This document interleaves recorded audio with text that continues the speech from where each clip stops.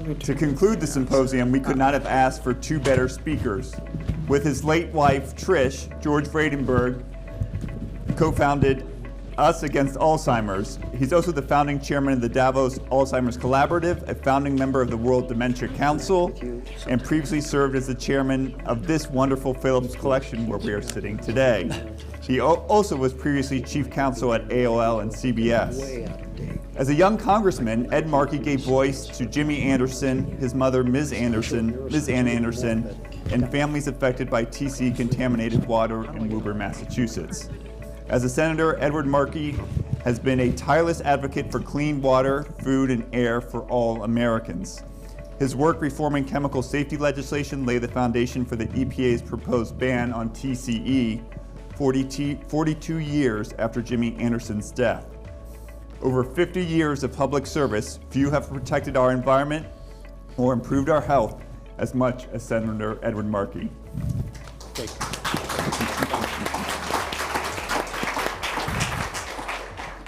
So this is a conversation between two friends who go back 20 years together. But Ed's personal story impacted his creation of the Alzheimer's Caucus in the House in 1999, because family story he can tell you. My own family, I've lost 3 generations to Alzheimer's.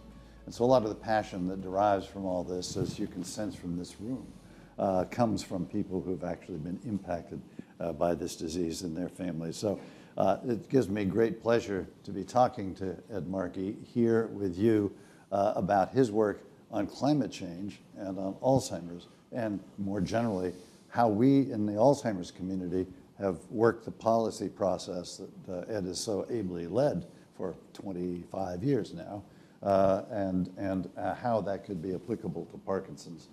So I know that this is important to us and to you, and hopefully this conversation will be useful. So Ed, let me ask a question that other people have asked other panelists, which is, what drew you to Alzheimer's and to climate? Well, because that's gone back. I think we're both drawn from the same, source, which is that your beautiful, brilliant wife, Trish, passed away from Alzheimer's, and my beautiful, brilliant mother passed away in 1998 from Alzheimer's. My mother had it for at least 10 years. She was brilliant. She was president of the senior class in high school. She used to do calculus for fun at the kitchen table with my brothers and I, even though she never had calculus, and her sons never did understand calculus. So just to give you a differentiation in terms of the mathematical skills that run through the female side of my family and totally bypassing the male. And my father was a truck driver. My grandmother died when my mother was 17, and in the old system, one of the girls has to stay home. So my mother had to stay home and raise her 3 younger sisters. So she didn't get to go to college, and none of the other sisters did. That's the old system. So she married my father when she was 37, had me at 39, and my twin brothers at 40. So then she had 3 boys and started all over again with a brand new family.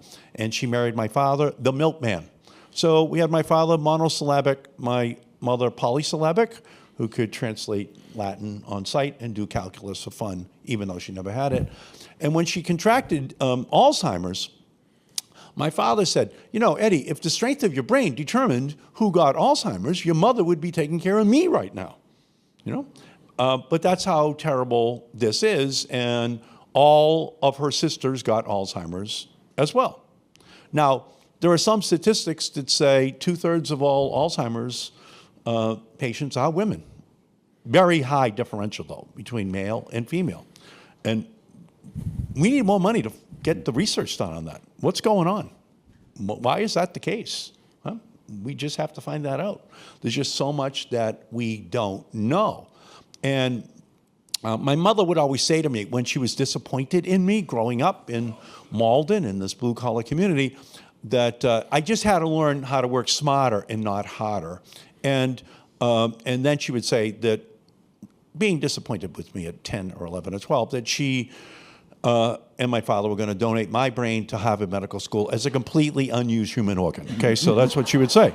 Because unlike the immigrant family from Ireland who didn't have any brakes, or her and her sisters that didn't have any brakes, I would have no excuse. I don't want to hear about your father being a milkman or your father or your grandfather working in a factory. I don't want to hear it. You have no excuses. So I had to wait for my mother to pass away, which is 1998. My father said, and by the way, he was a milkman in 6'1", 265. So he said, Eddie, we're going to keep your mother in the living room. She's not going to a nursing home. No one is touching your mother at 2 a.m. in the morning in a nursing home. No one. We're keeping her here in the living room. So a milkman's right arm is the size of my upper thigh. So my father could do it. He was a monster. He could turn her over every day, clean her off, feed her all day long, every single day. And so that, he was teaching me a lot. Maybe he couldn't do calculus for fun, but my brothers and I, we could see that he was a far greater man than we were in terms of what he was doing at age 82, 84, 86, 88, 90 in the living room. It happened, okay? He did it. And so this dedication of all the heroes in Alzheimer's and Parkinson's who just do this as part of their life, so at least one person in every family is obviously personally affected by the person who has it. And they're taking on greater responsibilities. That's just the nature of these diseases. So I had to wait, and then in 1999, as George said, I had to wait 1 year after she passed away, and I created the Alzheimer's Caucus because there was a caucus on breast cancer, on cancer in general, on AIDS, but nothing on Alzheimer's. And the research budget was very small.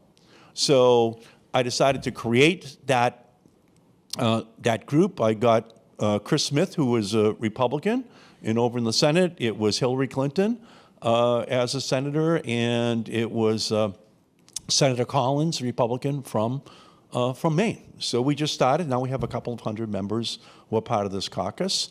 And as George kind of referenced, I was able to pass a couple of very important bills, but the most important was the Alzheimer's Project Act, which beginning in 2014 said that NIH has to tell the appropriators in the House and Senate how much money they need in research to find the cure by 2025. So it was 2014.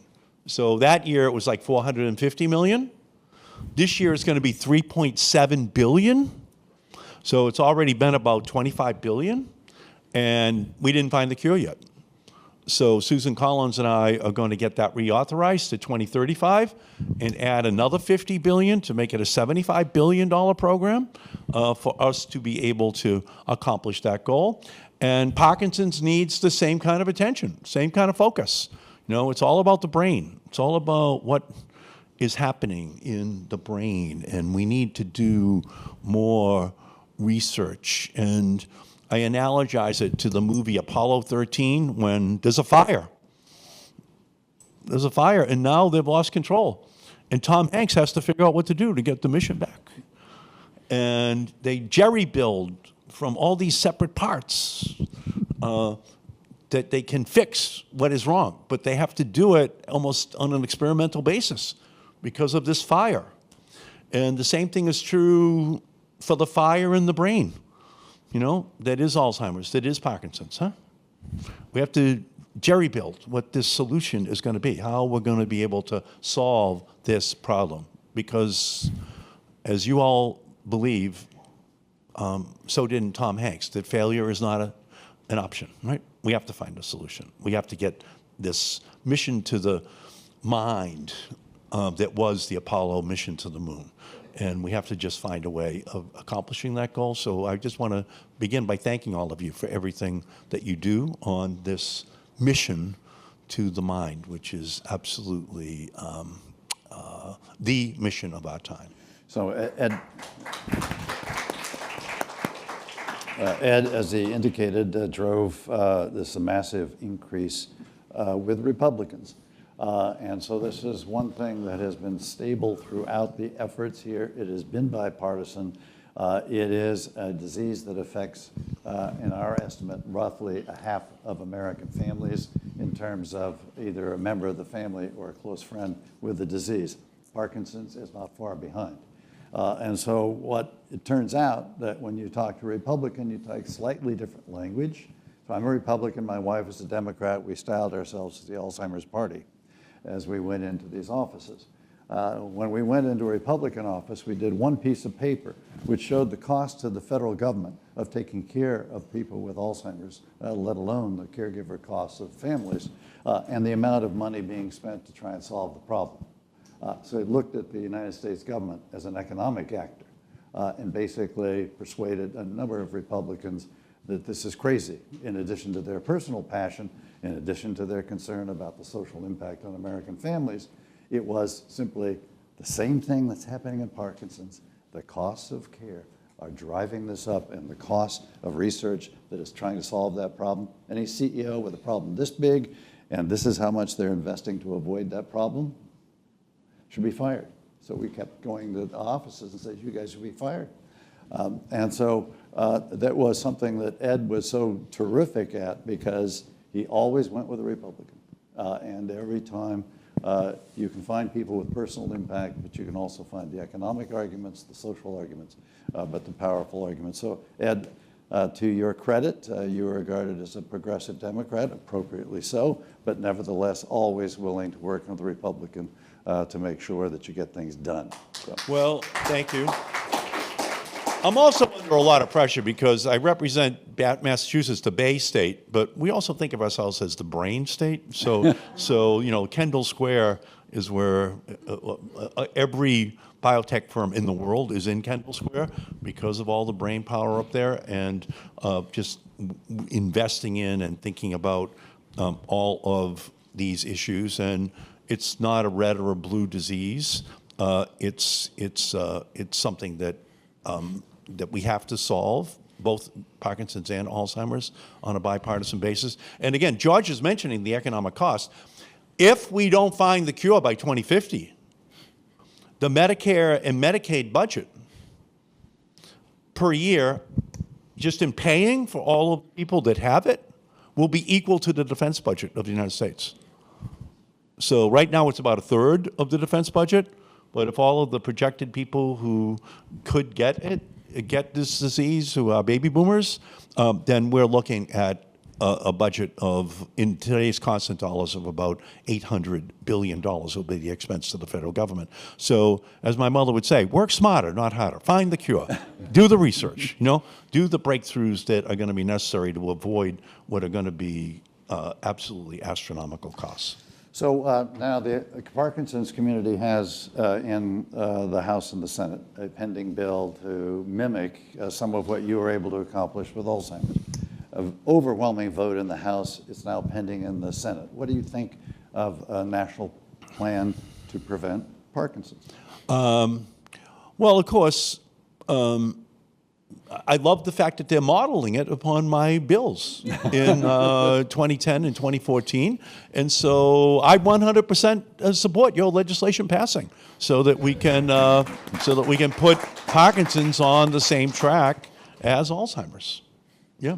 Tell me how you got involved in the climate work, which is obviously also a passion of yours, which you started even before you were involved with Alzheimer's back in the 90s. When I was a boy, we lived 3 blocks from the Malden River, and every city in America has a sacrificial environmental ward, where all the factories are, where all those things that your mother tells you, don't go to that ward, don't be walking around that part of town, especially after dark. Well, I lived in that ward growing up. I actually still live in that ward with my wife right now, and my mother would say, whatever you do, Eddie, don't swim in the Malden River, 3 blocks from our house.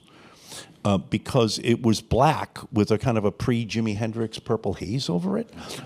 Because every coal company, chemical company, every Converse All-Star was made on the Malden River, 3 shifts of 600 people apiece, just using the Malden River as the dumping ground. So you know you're not Tom Sawyer on the Mississippi when your mother's saying, don't swim in the river. Okay? So it was obvious that my mother was concerned about what would happen if I swallowed any of that water, right? What would be the impact on me if those chemicals were impacting the insides of a small boy.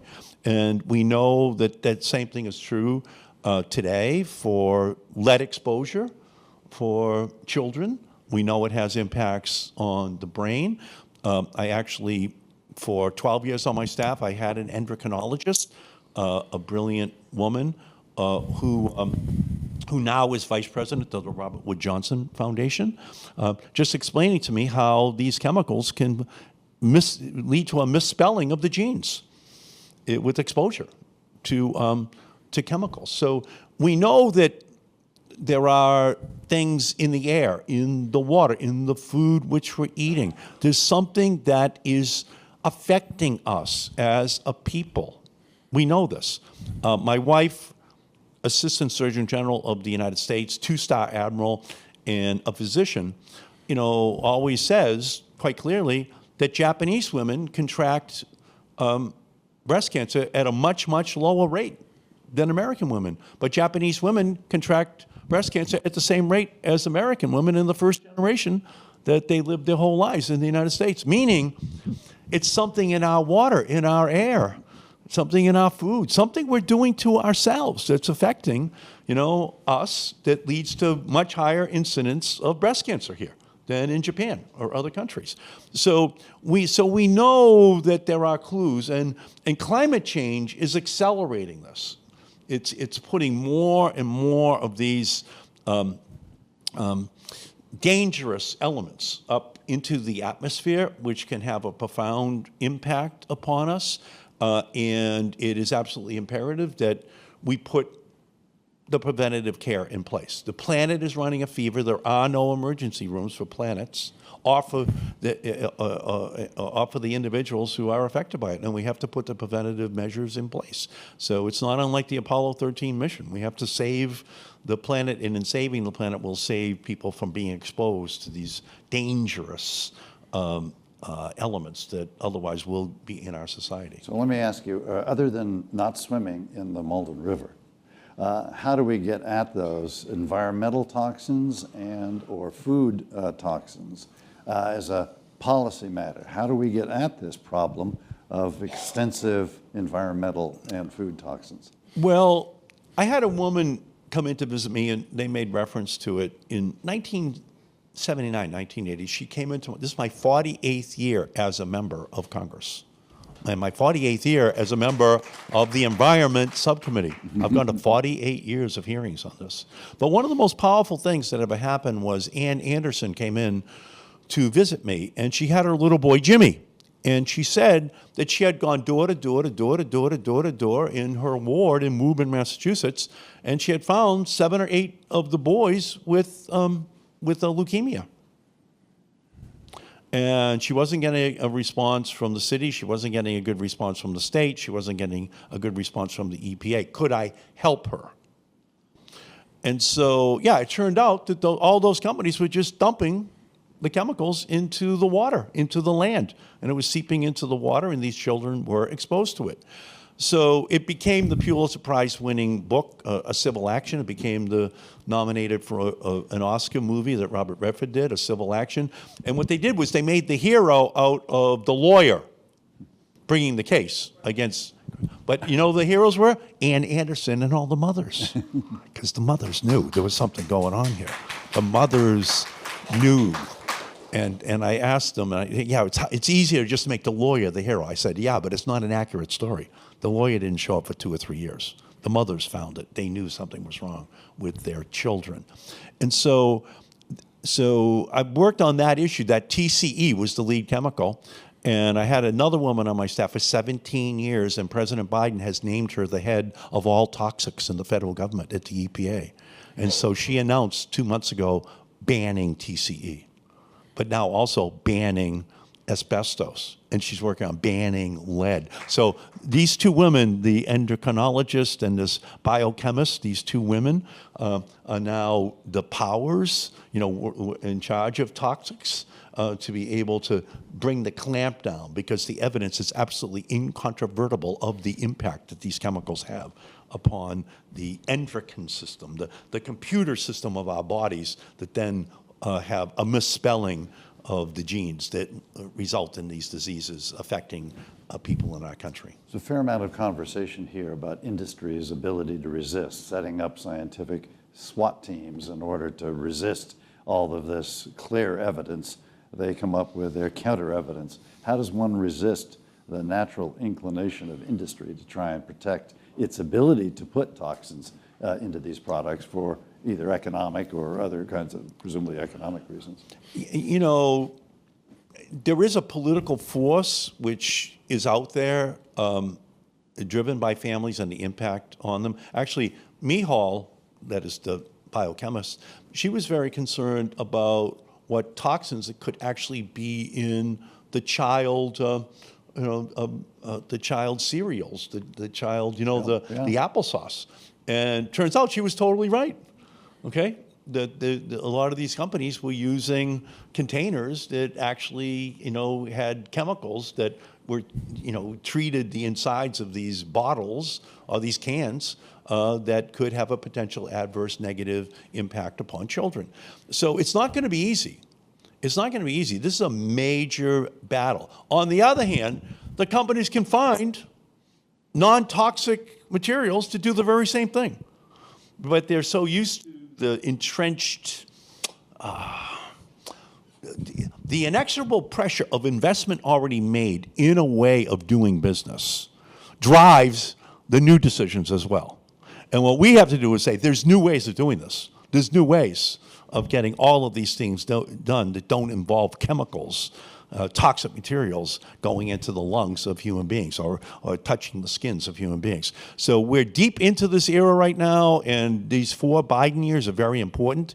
They've named the right woman to run this program, and we need 4. I think if we got just 4 more years, to be frank with you, the whole world, as they view toxins, will be changed if she is able to stay over there and to promulgate the regulations on TCE, asbestos, lead, PFAS, you go all the way down the line, all the stuff which people in our country otherwise would be exposed to.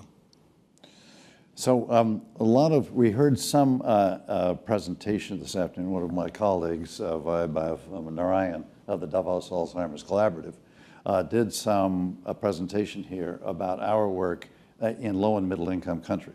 Because the environmental exposures, the chemical exposures, the pesticide exposures are significant overseas, and those societies even have less ability to resist those kinds of conditions overseas.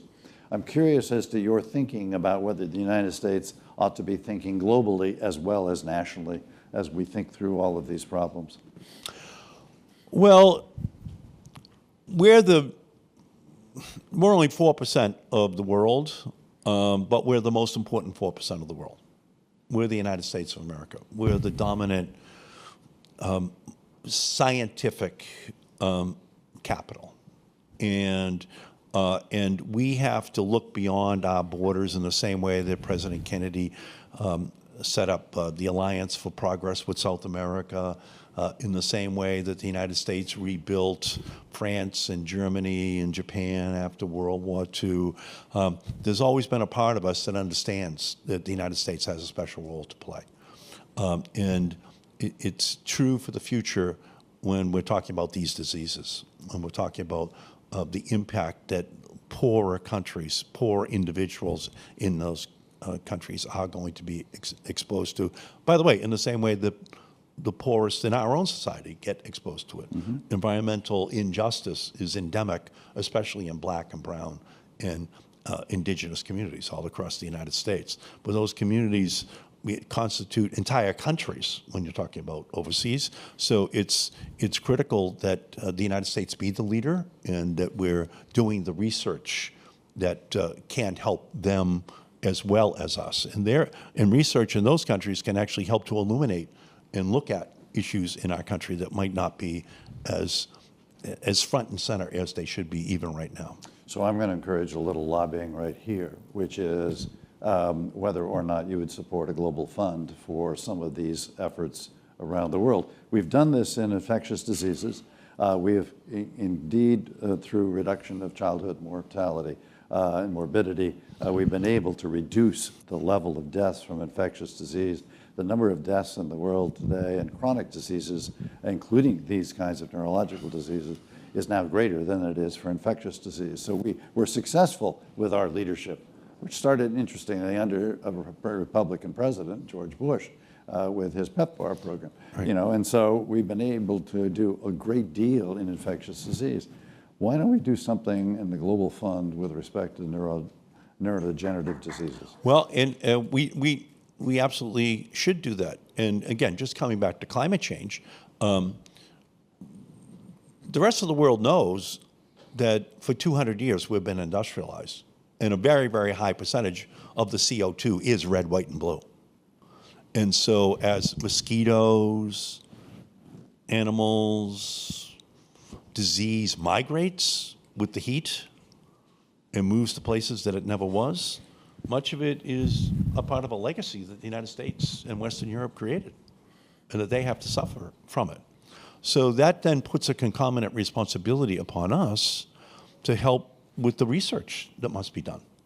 And in the same way we need a global fund to deal with climate change, and we do, and there is one, but it's underfunded, we need the same kind of fund to deal with infectious diseases, to be able to deal with all of these diseases that are largely man-made, you know, that are at least influenced by what humanity has been doing to itself. Not completely. Genetics is a big part of it as well, but the environmental aspect of this just has been understated, mainly because industry has been successful in funding competing research in order to and downplay the role that industry plays.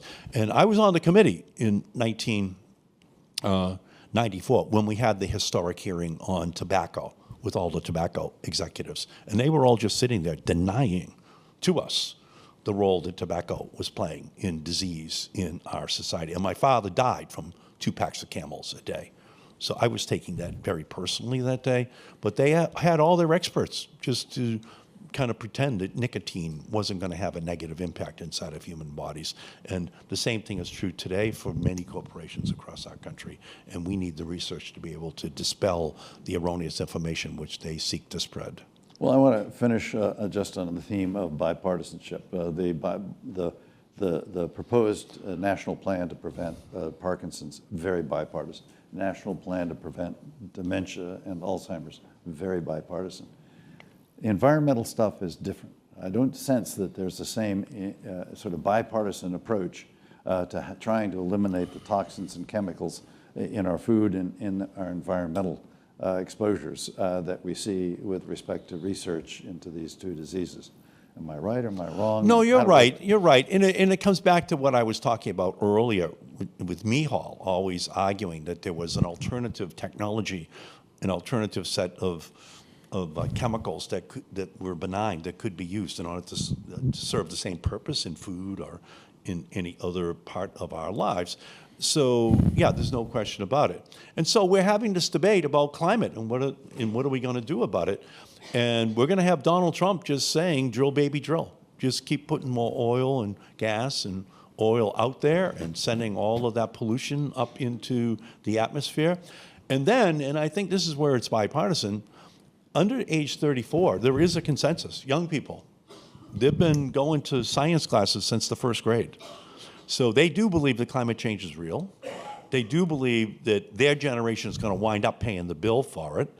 And they're not saying drill, baby, drill. They're saying plug in, baby, plug in. We got to go all electric. We need wind and solar and battery storage technologies and all electric vehicles. And we need to invent it here, deploy it here, and then have the whole rest of the world follow us the way they have with cell phones, the way they have with other technologies. And the United States has to be the leader. But the same kind of resistance that comes from chemical companies is now coming from oil, gas, and coal.